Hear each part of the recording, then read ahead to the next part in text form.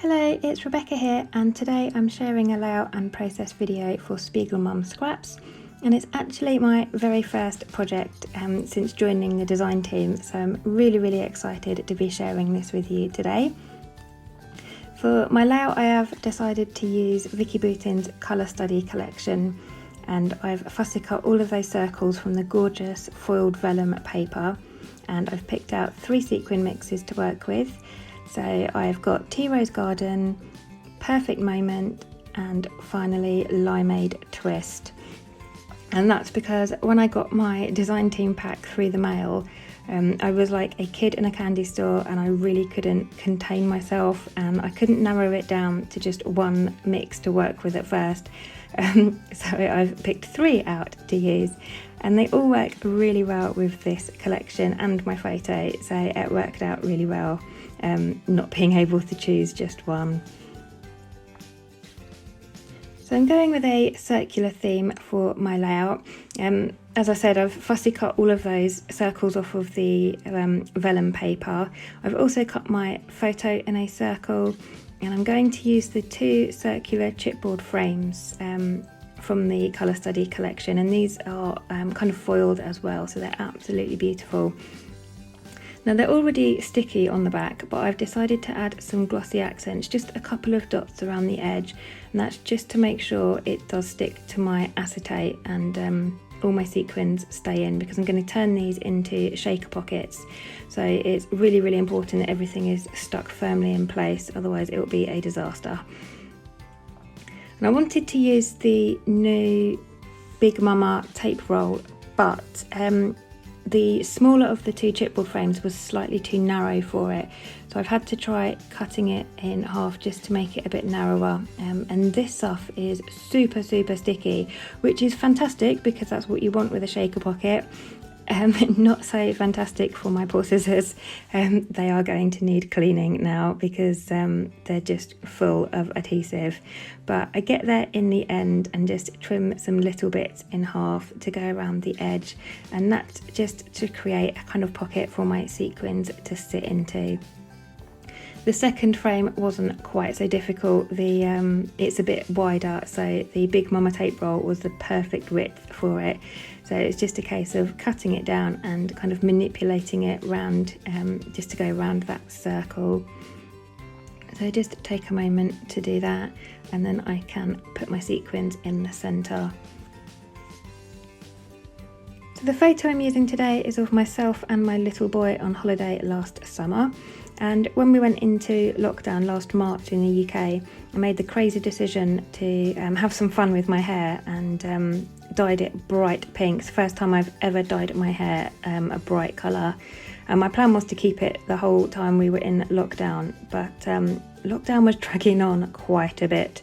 So it lasted for the summer, and then I dyed it back my natural colour. But the Perfect Moment sequin mix has those gorgeous fluorescent pink sequins in, and they worked perfectly with my photo, as do the Limeade Twist, so they match my son's shorts in the photo, so they both worked really well. And then I've brought in a bit of the Tea Rose Garden just for some kind of softer colours, because there's loads of different colours in the colour study collection, especially on that foiled vellum sheet, so it was lovely to be able to bring in some softer tones as well. And I think those 3 mixes together with the vellum circles work really well, so I'm really happy with how these shakers turned out. So I've popped the foam all around the edges, poured some of my sequins in, and I'm just peeling off that backing tape, and then I've stuck some white cardstock to the back of my shakers. Sometimes I use patterned papers, and other times I've used vellum before, but for this layout I knew I was going to add some subtle mixed media in the background. I wanted to do loads of splatters, and I didn't want the colours of the sequins to get lost amongst those splatters, which is why I've used the white cardstock, so it really helps the colours pop, and I'm really happy with how these turned out. So I've just stuck the white cardstock on the back, and now I'm just trimming that down to make it nice and circular again. And then I'm just going to have a play with the circles and try and decide on my placement. I've decided I want to have a vertical design with all my circles. So I'm going to have the 2 shaker pockets kind of set apart there with my photo in the middle of them, linking them together. And then I want to place all of these circles kind of around those. But it does take me a while to decide how to place them. I'm a bit of a faffer with things like this. It takes me a long time to decide on my configuration and placement and get happy. And I spent some time getting all of these circles in place, only to have to take them all back off again to add my mixed media. But it kind of gave me an idea of where I wanted to add my splatters. So you can see there, I'm just using a pencil to draw some faint lines behind the 2 shaker pockets and the photo so that I know where to add my splatters in a second. So I'm pulling out a mix of products here. This is an original Shimmers paint and it's called Celery, and it is a gorgeous shimmery green, like a bright green colour. So it works really well with the Limeade Twist sequin mix. So I've added some of that to some acetate, and I've added some water, and I'm just using the paintbrush to add loads of splatters on my background, kind of keeping to the area that my photos and those circles are going to sit on top of, but I wanted it to cover enough of my background that it would show around the edges and kind of in between them all. So just dry that off slightly with my heat gun and then roll a paper towel over it before adding the pink, because I don't want the 2 colours to kind of mix together and create a bit of a muddy background. So that was a pink distress ink, and that's in Picked Raspberry. And I just dry that off with a paper towel. And now I've got a metallic gold acrylic paint, and again I've watered that down and just going mad, adding some splatters. So the vellum circles from that Vicki Boutin collection are all outlined in gold foil, and the 2 frames have some gold foil on them as well, which is why I wanted to bring some more of that gold in to my background. And actually that didn't take long to dry at all. Now I haven't bothered with gesso because I knew I wasn't going to add a massive amount of water to my background, so I was quite confident that this cardstock wouldn't warp. It's quite thick, smooth cardstock. So no need for gesso. And now I've come in with a black ink. This is actually a Distress Ink re-inker bottle, and I find it really good for splatters. So I've added some splatters in the same way as I did the other colours, and then I wanted some larger splatters, wanted a bit more drama on the page.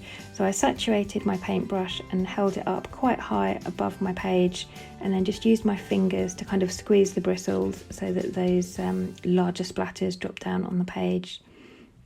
And again, they dried really quickly, so which is good because I'm very impatient with waiting for my mixed media to dry. And quite often or not it ends up smudged, so the quicker it dries the better for me. Now this is the double-sided tape that you can also get from the SpiegelMom Scraps store. I'm using that to stick my photos down.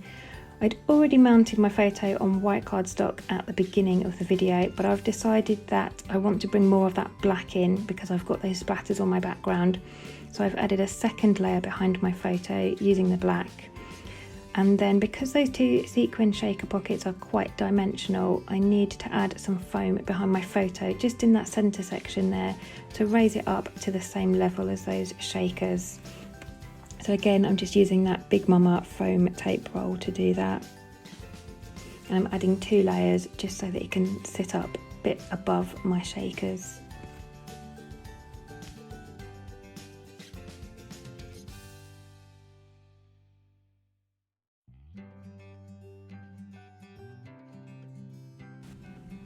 So once I'm happy that those are in position, I start bringing my circles back in and working on the placement of these again. Now I'm going to have a couple of them top and bottom kind of hanging off the page because I do like that appearance. It kind of makes them look a bit more like they're naturally falling or cascading down the page. So I'm just going to take some time to work on those. Now normally with things on my background I like to add foam pads behind, and the new tabby pop dots would have been perfect for this. However, the circles are vellum, so whatever I use behind them are going to show through. So I'm not going to be able to add dimension, which is a shame, but it means I can use just a tiny dot of glossy accents in the middle of each circle just to stick those down. And glossy accents is quite strong, it's almost like super glue, so I'm quite confident that just putting a dot in the middle will hold all of those circles in place. She says I'll probably come back to my album in a few years' time and they'll all be floating down the bottom. But yeah, anything kind of foam behind that or double-sided tape would have just shown through the vellum. So the glossy accents has hopefully worked quite well. I'm really loving how this is looking already. It's so bright and colourful. I'm just having a look through the collection now, seeing what else I've got and trying to decide on my title. And in the end, I take another piece from that chipboard sticker sheet there and it says Crazy Good, which I thought was perfect because my son is a little bit crazy at times. He never stops. He's constantly on the go, never runs out of energy.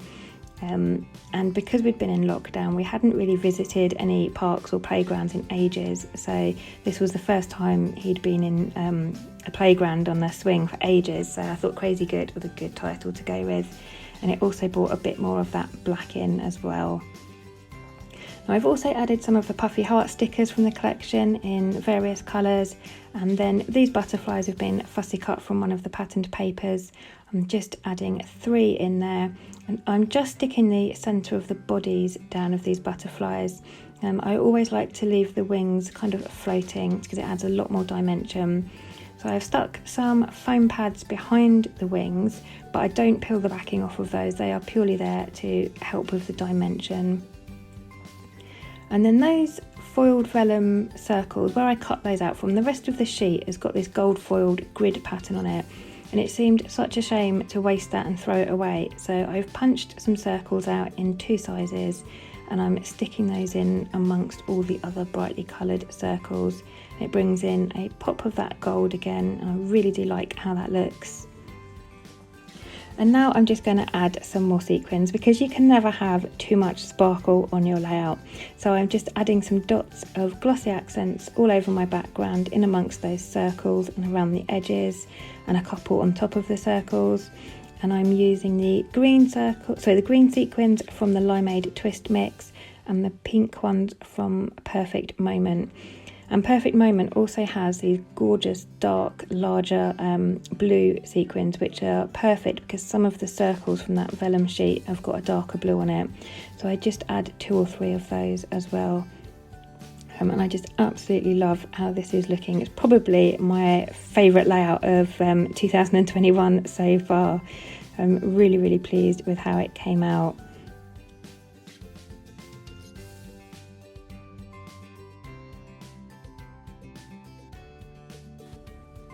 I'm just adding my last few sequins. I have to stop myself because I know if I kept going I would just add all of them. I would just add so many. So I just wanted a few pops of sparkle across the layout there, so had to restrain myself. And then I just want to add a few more bits from the collection. So I've got some gold stickers here. They're kind of like, almost look like splatters, small circles. So I add a few of those scattered around. And then I've picked out some of these word stickers from the collection to add on top. So I've got one that says a perfect day, another a story to tell, and the third one at the bottom there says snapshots of our life. And I really like the sentiments in those.